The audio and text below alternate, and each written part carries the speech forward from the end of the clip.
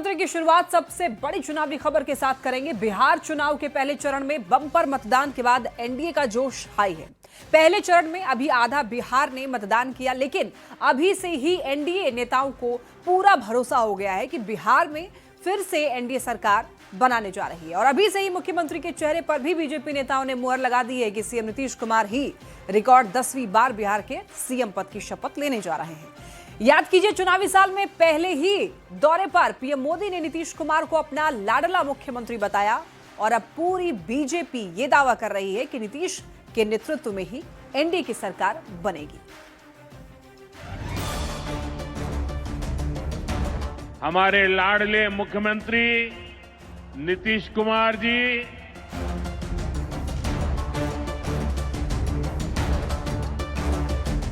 तारीख 24 फरवरी 2025, स्थान बिहार का भागलपुर जिला।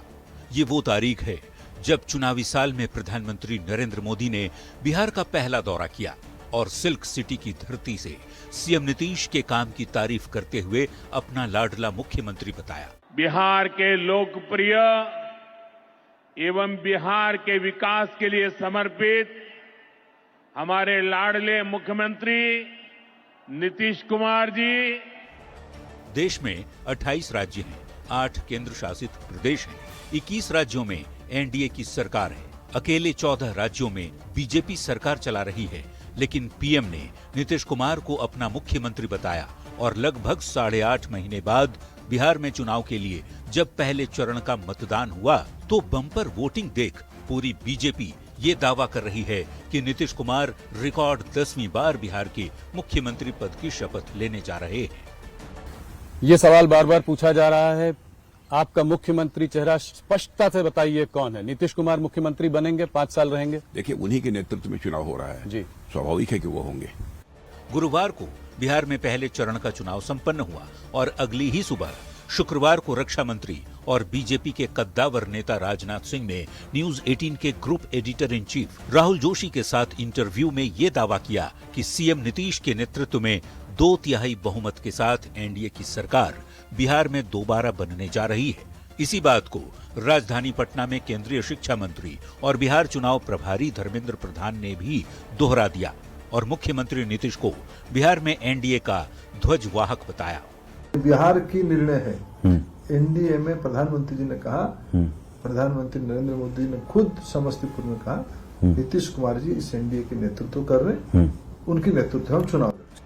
नीतीश नीतीश नीतीश, पूरी बीजेपी आज यही नाम ले रही है। बिहार के चुनावी इतिहास में रिकॉर्ड तोड़ मतदान के बाद एनडीए का उत्साह चरम पर है, क्योंकि 64.66% राज्य में अब तक का सबसे ज्यादा मतदान प्रतिशत है और महिलाओं ने बढ़ चढ़कर मतदान में हिस्सा लिया है। शायद यही वजह है कि बीजेपी फिर से नीतीश को मुख्यमंत्री के रूप में देख रही है, क्योंकि वो महिलाओं के बीच काफी लोकप्रिय है। पर विपक्ष ये दावा कर रहा है कि बिहार ने बदलाव के लिए वोट किया है।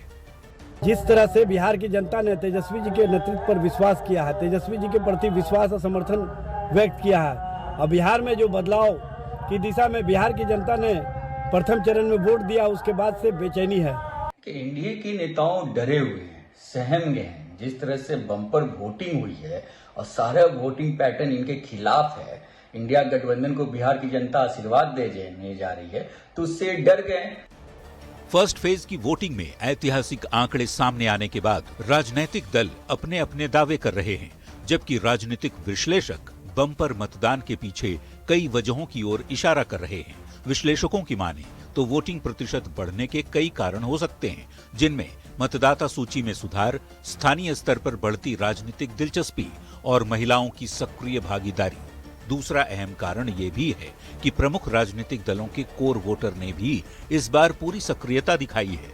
ऐसे में ये देखना दिलचस्प होगा कि बिहार चुनाव के नतीजे क्या होते हैं और मुख्यमंत्री नीतीश कुमार रिकॉर्ड 10वीं बार बिहार के सीएम बन पाते हैं या नहीं। पटना संवाददाता रवि एस नारायण के साथ ब्यूरो रिपोर्ट, न्यूज 18। और अब बढ़ते हैं अगली खबर की ओर। देखिए, बिहार में पहले चरण का मतदान हो चुका है, लेकिन दूसरे चरण का प्रचार अपने चरम पर पहुंच चुका है। आज पीएम मोदी ने बिहार के औरंगाबाद और भभुआ में जनसभा की। निशाने पर रही आरजेडी और कांग्रेस की दोस्ती। जिसे पीएम मोदी स्वार्थ की दोस्ती भी कह रहे हैं। हालांकि पहले चरण में हुई बम्पर वोटिंग को लेकर पीएम मोदी का यह दावा है कि मतदान एनडीए के पक्ष में हुआ है। भैया के आबेदे सत्ता कट्टा सटा के उठा लेब घरवा से।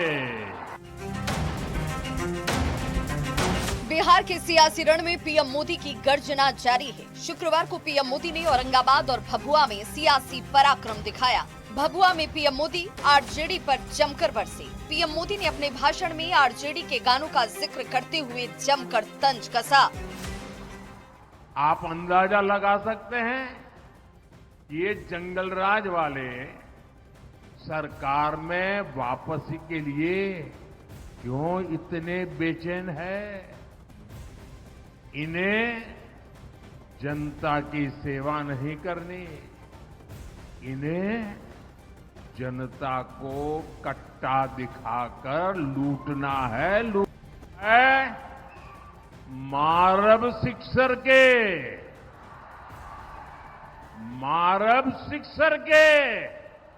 6 गोली छाती में।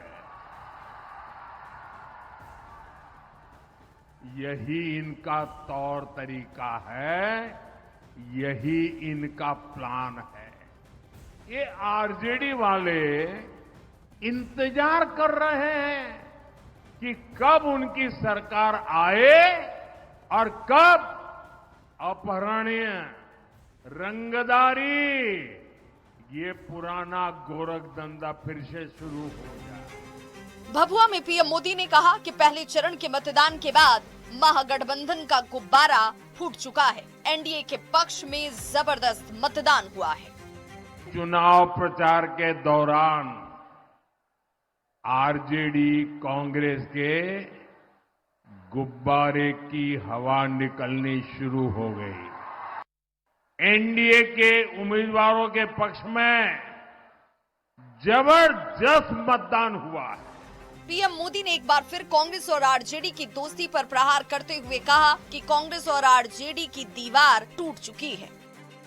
कांग्रेस आरजेडी की ये जो दीवार है ना, ये टूट चुकी है और कांग्रेस आरजेडी की टूटी दीवार पर ये लोग चाहे जितना पलस्तर कर लें, अब दोनों पार्टियों के बीच खाई गहरी होती जा रही है। भभुआ से पहले औरंगाबाद में पीएम मोदी आरजेडी और कांग्रेस की दोस्ती पर वार करते नजर आए। पीएम मोदी ने कहा, कांग्रेस को भी आरजेडी के वादों पर भरोसा नहीं है। औरंगाबाद और भभुआ में पीएम मोदी ने विपक्ष पर करारा प्रहार किया। पीएम मोदी ने कांग्रेस और आरजेडी की दोस्ती पर सवाल खड़े किए, जंगल राज की याद दिलाई, आरजेडी के रंगदार और कट्टा वाले गानों पर भी वार किया। बिहार के सियासी रण में पीएम मोदी का सियासी पराक्रम जारी है। न्यूज़ 18 के लिए औरंगाबाद से संजय सिन्हा और कैमूर से अभिनव सिंह की रिपोर्ट।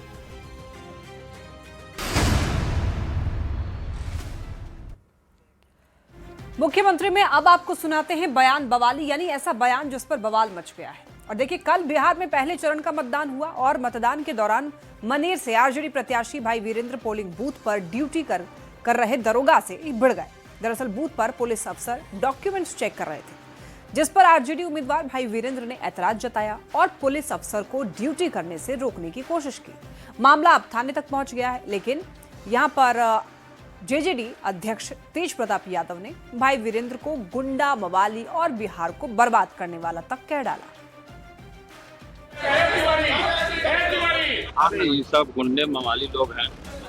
ये हैं पटना के मनेर से आरजेडी के विधायक भाई वीरेंद्र, जो गुरुवार के दिन बिहार चुनाव में पहले चरण के मतदान के दौरान पोलिंग बूथ पर एक दारोगा जी से ही भिड़ गए। आपको चेक करने का पावर नहीं है, इनको जाने दीजिए। नहीं, आपको चलिए लीजिए, इनको दीजिए, इनको दीजिए।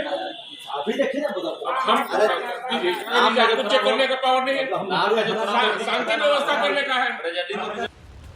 मौजूदा विधायक और मनेर से आरजेडी उम्मीदवार भाई वीरेंद्र महिनावा हाई स्कूल मतदान केंद्र पर पहुंचे थे। बूथ पर पुलिस अधिकारी वैध कागजात चेक कर मतदाताओं को आगे भेज रहे थे। इस पर आरजेडी के प्रत्याशी भाई वीरेंद्र ने आपत्ति जाहिर की और पुलिस अफसर को डॉक्यूमेंट चेक करने से रोका। आरोप है कि मामला जब आगे बढ़ा तो भाई वीरेंद्र गुस्से में आ गए और जाति सूचक शब्दों का प्रयोग कर दारोगा को जला देने तक की धमकी देने लगे।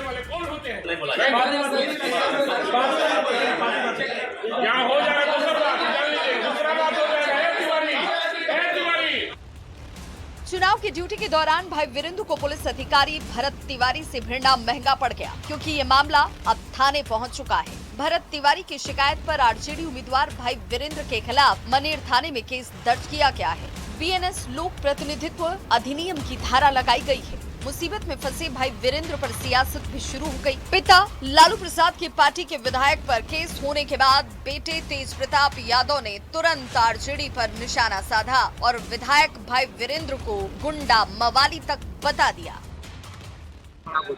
अरे ये सब गुंडे मवाली लोग हैं। ये लोग शुरू से बिहार को बर्बाद करने में इन लोग का अहम भूमिका रहा। पर्ची चेक करने का पावर नहीं है, वो भी हमारे मतदाताओं का पर्ची चेक करके बिलमा रहा है। और कई ऐसे जगह रिपोर्ट आई है कि 4 बूथ है इस विद्यालय में और 2 ही लाइन लगा है, एक महिला का एक पुरुष का।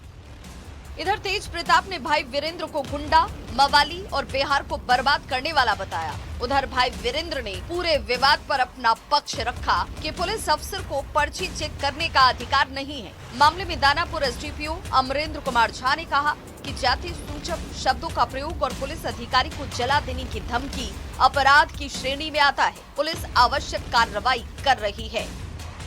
पटना संवाददाता संजय कुमार और अमरजीत शर्मा के साथ ब्यूरो रिपोर्ट न्यूज़ 18।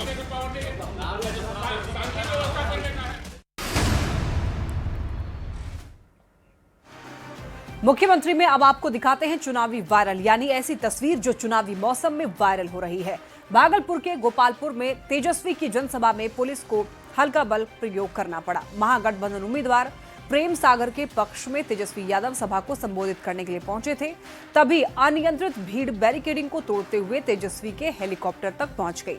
भीड़ को नियंत्रित करने के लिए सुरक्षा कर्मियों ने हल्का बल प्रयोग किया और लोगों को हेलीकॉप्टर के पास से खदेड़ा।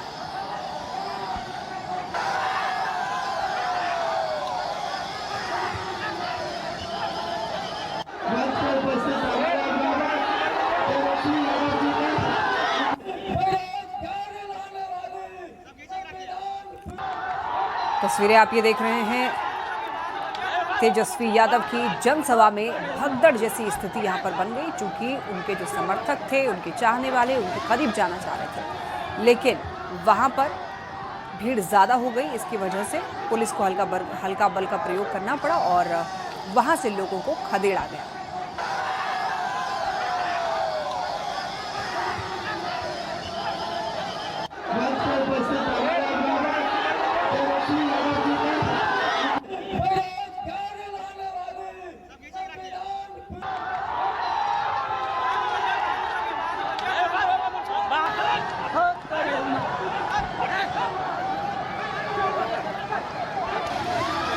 देखिए, भोजपुरी के पावर स्टार और बीजेपी नेता पवन सिंह आज पूर्वी चंपारण के चिरैया विधानसभा क्षेत्र के शिकारगंज बाजार पहुंचे, जहां उन्होंने बीजेपी प्रत्याशी लाल बाबू गुप्ता के समर्थन में चुनावी सभा को संबोधित किया। इस दौरान तय समय से देर होने पर उनके समर्थकों में नाराजगी देखने को मिली और कई जगहों पर कुर्सियां तक तोड़ दी गई। सभा स्थल पर अफरा तफरी का भी माहौल बना। हालांकि पवन सिंह के पहुंचते ही भीड़ ने उनका स्वागत भी किया। चलिए अब आपको मुख्यमंत्री में दिखाते हैं चुनाव की चौपाल। बिहार विधानसभा चुनाव के दूसरे चरण में रोहतास की सभी 7 विधानसभा सीटों पर चुनाव होना है। चारों तरफ चौक चौराहों पर चर्चा तेज है कि चुनावी लड़ाई में इस बार कौन बाजी मारेगा। हर तरफ चुनावी माहौल है। क्या इस बार सीएम नीतीश का जादू बरकरार रहेगा या फिर जनता किसी नए चेहरे को देगी मौका? तो रोहतास जिले की नोखा सीट से आरजेडी ने मौजूदा विधायक अनीता देवी को फिर से टिकट दिया है। रोहतास जिला में 11 नवंबर को मतदान है और उसकी गिनती यानी मतगणना 14 नवंबर को होगी। और सासाराम के रोहतास जिला के जो 7 अलग अलग विधानसभा है उसके नोखा विधानसभा क्षेत्र में मैं हूं और नोखा के ग्रामीण क्षेत्रों में लोगों का क्या मिजाज है, क्या मूड है, हम उस जानने के लिए यहाँ पहुंचे हैं। क्या चला था नोखा में जी? क्या चला था नोखा में? एनडीए का सर लहर चल रहा है। इतने नीतीश सरकार विकास कर ली है, इतने औरतों को खाते में 10,000 हर औरतों को मिला हुआ है। हम जाति से लोहार हैं, हमें भी इस सरकार से बहुत लाभ मिला हुआ है। हमें भी लाभ मिला हुआ है, बच्चे लोग का भी लाभ मिला हुआ है। अच्छा क्या होता है नोखा में क्या चलता हो? बहुत बढ़िया चलता सर। सुनता नहीं खाई जात जात चल ना जात पड़ता के तो बातें नहीं के। जो भी प्रत्याशी बढ़िया काम करी ओके वोट देवे के चाहिए। लेकिन सुनी सर, एगो हम गीत गावल चाहतनी। गीत आवता गावे? हाँ गा दी। अब मिलल बाटे 10,000 2 लाख छूट जाई टूट जाई। अब वोट दीह तू नीतीश के न त दिल टूट जाई।